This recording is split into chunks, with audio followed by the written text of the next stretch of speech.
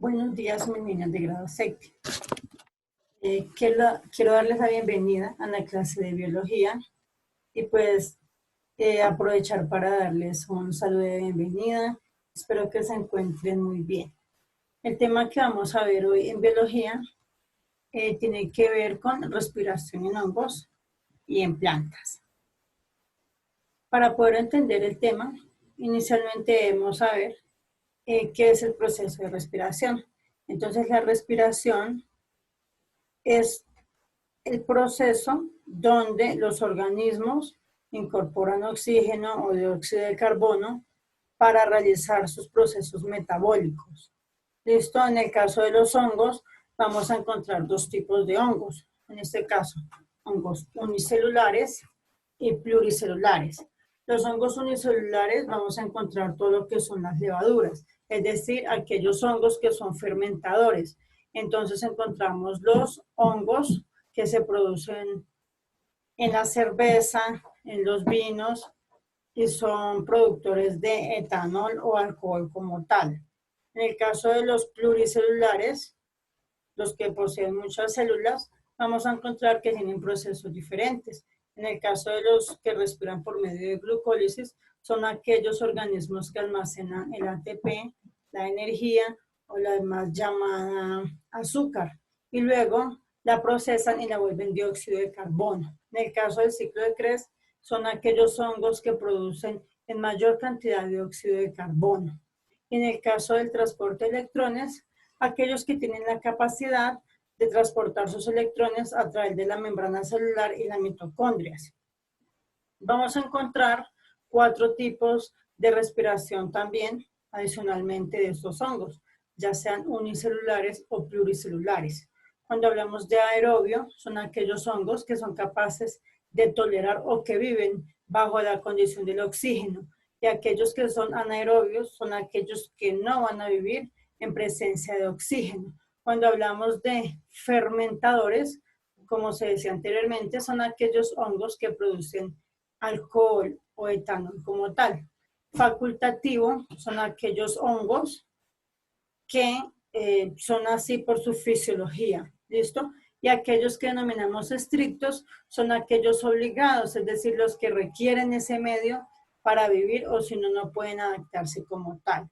Acá miramos la estructura de un hongo y vamos a encontrar que su estructura es muy sencilla. Sus células o hifas se encuentran en el interior de la base del hongo y es allí donde vamos a encontrar las mitocondrias y suceden los procesos de respiración.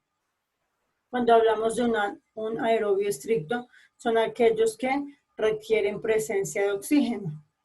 Es decir, sin presencia de oxígeno son hongos que no pueden vivir, son los que comúnmente encontramos en los árboles o en lugares húmedos. Los fermentadores facultativos, aquellos hongos que pueden nacer en lugares húmedos o que simplemente se utilizan para la producción de la industria, lo que les decía, los alcoholes, los vinos, entre otros. Los fermentadores estrictos y aerobios facultativos son aquellos que no requieren oxígeno, pero tampoco lo toleran. Entonces, un ejemplo de ello es, por ejemplo, los anaerobios facultativos estrictos son aquellos que nacen en aquellas zonas bárceas por donde pasamos, o lo que denominamos un chuquio o un caño comúnmente acá. Entonces, cuando pasamos, estos lugares generan olores muy fuertes, generan olores a feo. Entonces, ¿qué sucede? En esta agua que ya no es potable por algún proceso de eutrofización, pues empieza a perderse todo lo que es el oxígeno.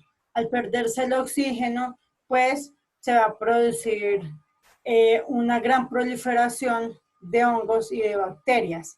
Estos hongos no requieren oxígeno, pueden tomar dióxido de carbono del medio y pueden expulsar algo que se denomina ácido sulfúrico, que es el olor a feo cuando pasamos por ese tipo de lugar.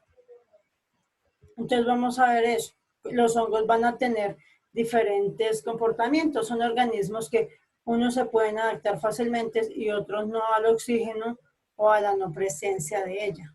En el caso de la respiración de las plantas, ocurre en dos fases. Ella va a tener una fase luminosa y otra fase oscura. ¿Listo? El proceso de respiración de ella es muy sencillo y parte de la fotosíntesis, que es el proceso donde la planta produce su propio alimento. En la fase de la noche, la planta únicamente está incorporando algunas sales y agua. ¿Listo? ¿Por qué? Porque simplemente en sus hojas vamos a encontrar la estructura que se llama estoma. Estos estomas se abren en la noche para que la planta pueda tomar agua, ¿sí? O en presencia o a la madrugada que todavía no haya sol. Esto se queda depositado en la planta y al otro día en la fase lumínica con la presencia del sol ocurre el proceso de fotosíntesis, donde la planta toma agua, los nutrientes y toma igualmente el dióxido de carbono, que es cuando respira, produce su alimento, o sea, su proceso metabólico, y posteriormente va a arrojar lo que es oxígeno, que para él es la parte de desecho. Entonces, si vemos la gran diferencia entre respiración de hongos y plantas. Muchos hongos son fermentadores, producen oxígeno, otros dióxido de carbono y otros, a diferencia de ellos, producen es como tal gases.